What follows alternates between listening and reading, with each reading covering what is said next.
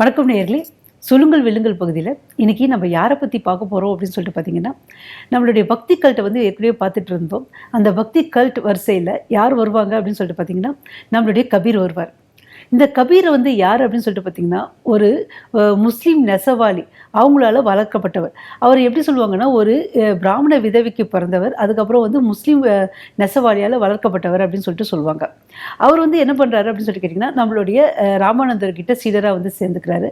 அவருக்கு வந்து எந்த கோட்பாடு ரொம்ப பிடிக்கும்னா, இந்து கோட்பாடும் பிடிக்கும், அதே டைமில் வந்து முஸ்லீம் கோட்பாடும் பிடிக்கும். இந்த ஒரு இந்துக்கும் ஒரு முஸ்லீமுக்கும் ஒரு நல்லிணக்கமாக திகழ்ந்தவர் யார் அப்படின்னு சொல்லிட்டு பார்த்தீங்கன்னா, நம்ம கபீர் தான் முஸ்லீமுக்கும் இந்துக்களுக்கும் ஒரு நல்லிலக்கணமாக வந்து அவர் திகழ்கிறார். அவர் என்ன சொல்வார் அப்படின்னு சொல்லிட்டு கேட்டிங்கன்னா, இந்துக்களும் முஸ்லீம்களும் ஒரே மண்ணால் செய்யப்பட்ட வெவ்வேறு பானைகள் அப்படின்னு சொல்லிட்டு சொல்வார். அதாவது ராம் ரஹீம் 2 பேரும் ஒன்று அப்படின்னு சொல்லிட்டு சொல்கிறதுல வந்து யார் ரொம்ப இதுவாக இருந்தார்னா, கபீர் வந்து ரொம்ப இதுவாக இருந்தார். அவருடைய கொள்கைகளில் வந்து ரொம்ப வந்து அவர் பரப்பிட்டு இருந்தார்.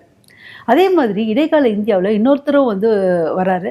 அவர் யார் அப்படின்னு சொல்லிட்டு கேட்டிங்கன்னா, நம்ம குருநானக். குருநானக் எங்கே பிறக்கிறாருன்னா, தால்வண்டி அப்படிங்கிற இடத்துல வந்து அவர் வந்து பிறக்கிறாரு. அவர் வந்து ஒரு மதத்தை வந்து நிறுவுறாரு. அவர் மதம் பேர் என்னன்னு கேட்டிங்கன்னா, சீக்கிய மதம். அந்த சீக்கிய மதத்தை நிறுவி அதுக்கப்புறம் வந்து பார்த்திங்கன்னா, அவருடைய வழித்தோன்றர்களாக 10 சீக்கிய குருக்கள் இருக்காங்க. அவங்க தான் வந்து இந்த சீக்கிய கொள்கைகள்லாம் வந்து அவர் வந்து பரப்புகிறாங்க. இந்த குருநானக் வந்து பார்த்திங்கன்னா, சீக்கிய மதத்தை நிறுவுறாரு. அதுக்கப்புறம் வந்து பார்த்திங்கன்னா, நிறைய பாவங்கள் செய்யக்கூடாது, பாவங்கள் செஞ்சுட்டு ஏன் வந்து புண்ணிய நதியில் நீராடணும் அப்படின்னு சொல்லிட்டு அவர் வந்து சொல்வார்.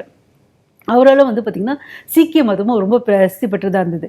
இந்த சீக்கிய மதத்தை வந்து ரொம்ப சக்தி வாய்ந்த மதம், அதே மாதிரி வந்து பார்த்திங்கன்னா ரொம்ப வீரமிகு மதமாக வந்து மாற்றின ஒரு பெருமை யாரோ சேரும் அப்படின்னு சொல்லிட்டு கேட்டிங்கன்னா, சீக்கிய குருவான தேஜ் பகதூர், அப்புறம் குரு கோவிந்த் சிங், இவங்க 2 பேரையும் சேரும்.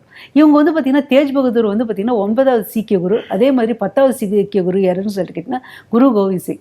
இவங்க வந்து பார்த்திங்கன்னா, முகலாயர்களால் 2 சீக்கிய குரு வந்து தூக்கிலிடப்படுறாங்க. குரு அர்ஜுன் சிங் அப்படின்றவர் 5வது சீக்கிய குரு. அவர் வந்து முகலாயர்களால் தூக்கிலிடப்படுறார். ஜஹாங்கீர் வந்து அவரை தூக்கிலிட்டுறார். அதே மாதிரி வந்து பார்த்திங்கன்னா, குரு தேஜ் பகதூருக்கும் வந்து அவுரங்கசீப் வந்து தண்டனை கொடுக்குறார். அதனால் வந்து என்ன பண்ணுறாருன்னா, குரு கோவிந்த் சிங் ஒரு சீக்கிய படை, எழுச்சிமிகு ஒரு சீக்கிய படையை வந்து உருவாக்குறார். என்ன நேயர்களே, இன்றைக்கி இடைக்கால இந்தியாவில் ஏற்பட்ட பக்தி இயக்கங்களை பற்றி நம்ம தெரிஞ்சுக்கிட்டோம். இன்றைக்கான கேள்வி பகுதிக்கு போகலாமா? இந்துக்களும் முஸ்லீம்களும் ஒரே மண்ணால் செய்யப்பட்ட இருவேறு பானைகள் என்று கூறியவர் யார்? இந்த கேள்விக்கான பதிலை திரையில் தெரியக்கூடிய இந்த நம்பருக்கு உங்களுடைய நேம், உங்களுடைய ஏஜ், உங்களுடைய குவாலிஃபிகேஷன், உங்களுடைய முழு முகவருடைய வாட்ஸ்அப் செய்யுங்க. முதலில் சொல்லக்கூடிய 3 பேருக்கு விருட்சம் அகாடமியின் சார்பில் பரிசுகள் வழங்கப்படும்.